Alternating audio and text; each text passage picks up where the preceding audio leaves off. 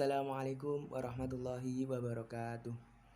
Alhamdulillahirrabbilalamin. Wassalatu wassalamu ala ashrafil anbiya'i wal mursalin Sayyidina wa maulana Muhammadin wa ala alihi washabihi ajmain, amma ba'du. Yang terhormat kepada Bapak Muhammad Asy'ari MHI selaku dosen pengampu mata kuliah Quran Hadis 2 dan semua teman-teman yang berbahagia. Amin. Baik, pada hari ini kami dari kelompok 11 yang beranggotakan Rizal Fatur Rahim Fikri dengan NIM 20201175 dan saya sendiri Muhammad Ali Mashkur dengan NIM 20201180 akan mempresentasikan materi yang berjudul tanggung jawab terhadap keluarga dan masyarakat. Baik, kita mulai saja. Yang pertama, kita membahas tentang definisi tanggung jawab. Apa sih tanggung jawab itu? Tanggung jawab adalah kewajiban dalam melakukan tugas tertentu. Dengan demikian, apabila terjadi sesuatu pada seseorang yang dibebani tanggung jawab, wajib menanggung segala sesuatunya. Jadi, tanggung jawab itu suatu beban yang harus diterima. Jadi, kalau seseorang bisa menyanggupinya, jadi orang tersebut harus benar-benar melaksanakan tanggung jawabnya tersebut. Manusia dapat memilih dua jalan, baik atau buruk. Tetapi manusia sendiri yang harus mempertanggungjawabkannya perbuatannya. Manusia tidak membebani orang lain untuk memikul dosanya. Tidak juga orang lain dipikul ke atas pundaknya. Tanggung jawab tersebut akan dimintai pertanggungjawaban apabila telah memenuhi syarat-syarat tertentu seperti pengetahuan, kemampuan, dan kesadaran. Baik, manusia kan ada dibedakan menjadi dua hal kan. Yang pertama, baik dan buruk. Jika manusia memilih jalan kebaikan, maka kebaikan tersebut akan dipertanggungjawabkan di akhirat nanti. Akan mendapatkan pahala, surga, dan syafaat dari Nabi Muhammad SAW. Dan yang kedua, yakni jalan buruk. Jika seseorang makhluk umat Nabi Muhammad memilih jalan keburukan, maka satu keburukan saja akan dipertanggungjawabkan di akhirat nanti. Naudzubillah min dzalik. Yang pertama, tanggung jawab manusia terhadap keluarga. Keluarga berasal dari bahasa Sanskerta, yakni warga atau keluarga, yang berarti anggota atau kelompok kerabat. Pasti kalian semua punya keluarga ya. Keluarga adalah lingkungan di mana beberapa orang yang masih memiliki hubungan yang bersatu. Keluarga inti terdiri dari ayah, ibu, dan anak. Keluarga merupakan unit satuan masyarakat terkecil sekaligus merupakan suatu kelompok kecil dalam masyarakat. Kita sebagai seorang muslim selain dituntut untuk bertanggung jawab terhadap diri sendiri, juga bertanggung jawab terhadap keluarga kita. Tanggung jawab terhadap keluarga, di samping berbakti kepada orang tua, kita juga bertanggung jawab untuk menjaga nama baik, kesejahteraan, keselamatan, pendidikan, dan kehidupan keluarga. Berikut beberapa tanggung jawab anak kepada orang tua. Yang pertama, menghayati tugas orang tua. Yang kedua, hormat dalam ucap dan perbuatan. Harus saling hormat menghormati. Yang ketiga, menundukkan diri di hadapan orang tua. Maksud menundukkan diri di hadapan orang tua itu kita harus sopan santun lah.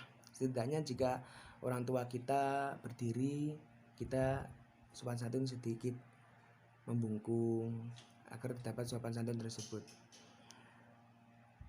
Menyambung ikatan silaturahmi dengan sahabat dan orang tua. Memenuhi kewajiban keluarga apabila terdapat kekurangan. Memohon ampunan atas dosa-dosa orang tua. Maksud ini memohon ampunan atas dosa-dosa orang tua. Allahumma gfirli dzunubi wali walidayya warhamhuma kama rabbayani shaghira. Kita meminta agar Allah mengampuni dosa-dosa orang tua kita. Di antara bentuk tanggung jawab orang tua kepada anggota keluarga dan anggota keluarga lainnya adalah Yang pertama, ayah bertanggung jawab mencari rezeki untuk memenuhi segala kebutuhan hidup keluarga.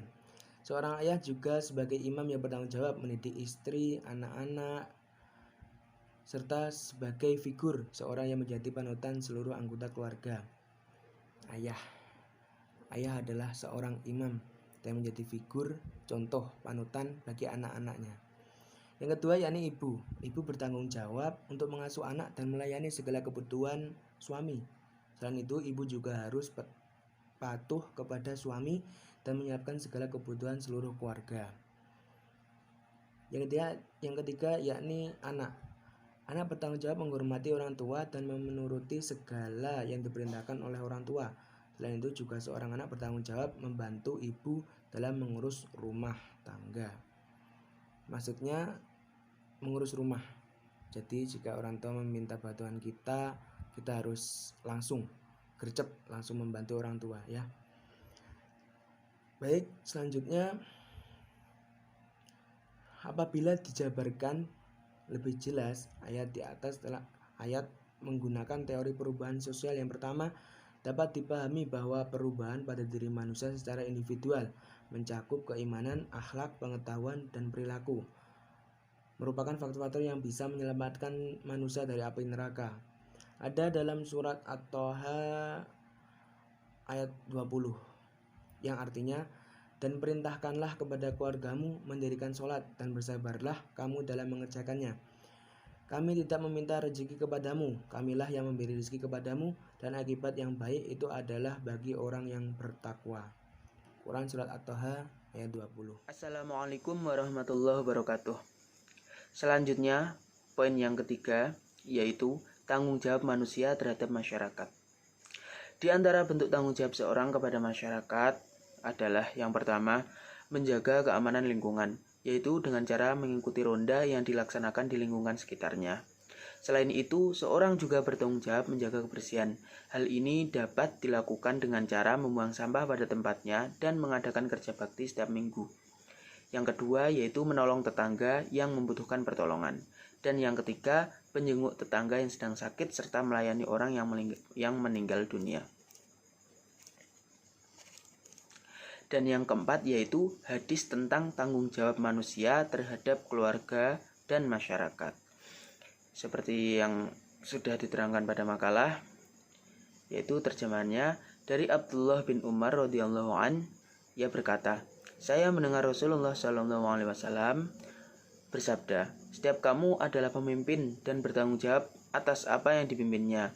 Imam adalah pemimpin dan bertanggung jawab atas rakyatnya. Lelaki adalah pemimpin dalam keluarganya dan bertanggung jawab atas anggota keluarganya. Dan seorang perempuan adalah pemimpin dalam rumah tangga suaminya, dan ia bertanggung jawab atas semua anggota keluarganya. Seorang pembantu adalah pemimpin bagi harta majikannya, dan ia bertanggung jawab atas keselamatan dan keutuhan hartanya. Abdullah berkata, aku mengira Rasulullah SAW mengatakan pula bahwa seorang adalah pemimpin bagi harta ayahnya dan bertanggung jawab atas keselamatan dan keutuhan harta itu. Semua kamu adalah pemimpin dan bertanggung jawab atas segala yang dipimpinnya. Hadis riwayat Bukhari, Muslim, dan Tirmidzi. Hadis di atas menjelaskan kepada kita bahwa setiap manusia itu diberi tugas memimpin atau menjaga, baik kaitannya dengan dirinya sendiri maupun dengan orang lain. Secara pribadi, seorang diberi tugas menjaga diri sendiri. Pemuka atau imam diberi tugas memimpin rakyatnya. Suami bertugas memimpin dan menjaga istrinya, dan seorang istri diberi amanah memimpin anak-anak suaminya. Pembantu diberi tugas menjaga harta atau kekayaan tuan, dan anak diberi tugas menjaga kekayaan orang tuanya. Yang kelima yaitu unsur-unsur tanggung jawab ditinjau dari segi filsafah. Yang pertama yaitu kesadaran. Seorang baru dapat diminta tanggung jawab bila ia sadar tentang apa yang diperbuatnya. Yang kedua yaitu kecintaan.